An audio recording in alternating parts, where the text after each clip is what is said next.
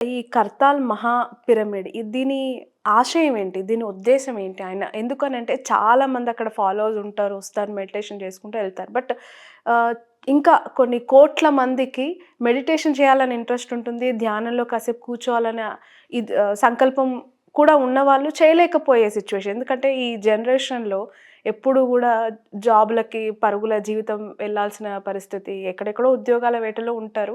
But ఒక specific ప్లేస్‌ని అక్కడ ఏర్పాటు చేయటం, పిరమిడ్‌ని అక్కడ నెలకొల్పటం, అందులో ధ్యానం చేయడం. ఈ కాన్సెప్ట్ ఏంటసలు? అంటే వారనేది ఏందంటే, ప్రతి ఊర్లో ధ్యాన మందిరం ఉండాలని, హ్మ్. దేవాలయం ఉండాలి, ధ్యాన మందిరం ఉండాలి. హ్మ్. దేవాలయంలో భక్తి మార్గం, ఈ పిరమిడ్‌లో ధ్యానం చేసుకోవడం. ఆయన కాన్సెప్ట్ హ్మ్. విలేజ్ వైస్ ఉండాలని. అయితే అందులో భాగంగానే ఈ హైదరాబాద్ ఎయిర్‌పోర్ట్‌కు దగ్గరలో ఒక వరల్డ్ బిగ్గెస్ట్ ధ్యాన మందిరం కట్టాలని 2007లో ఆయన ఒక తప్పించారు, సంకల్పం చేశారు.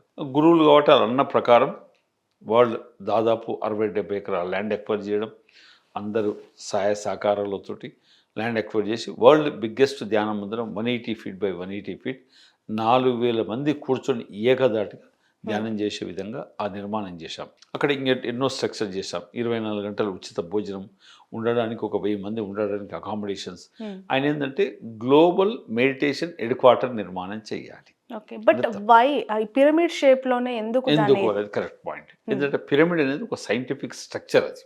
ఓకే. సైజ్ గానీ, యాంగిల్ గానీ ఎవ్రీథింగ్. మీరు బయట కూర్చొని ధ్యానం చేసినప్పుడు హ్మ్. పొందే ఎనర్జీ అనుకోండి, ఎండ్ ఆఫ్ ది డే ఏంటిది? ఎనర్జీ. హ్మ్. యాక్టివ్ ఉన్నామంటే ఏంది?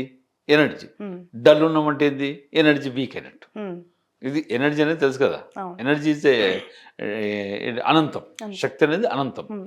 బట్ ఆ నిమిషానికొచ్చే పాజిటివ్ వైబ్ అయితే అంటే ఫీల్. అయితే మీరు బయట కూర్చున్నప్పుడు హ్మ్. ఒక 1 అవర్ కూర్చుంటే ఎంత శక్తి పొందుతారో, పిరమిడ్‌లో కూర్చున్నప్పుడు 20 మినిట్స్ అంత శక్తి పొందుతారు. ఓహ్! హ్మ్. ఓకే. ఇప్పుడు శక్తి అంటే ఏంటిది? మనం చూసేది కాదు అది. ఒక మనిషి ఫస్ట్ ఫ్లోర్ ఎక్కడానికి ఇప్పుడు మనం లిఫ్ట్ ఎక్కి వచ్చాం. హ్మ్. అవునా? ఇదే మనిషి హిమాలయ మౌంటైన్ ఎక్కుతాడు. హ్మ్. అంటే అర్థం ఏంది?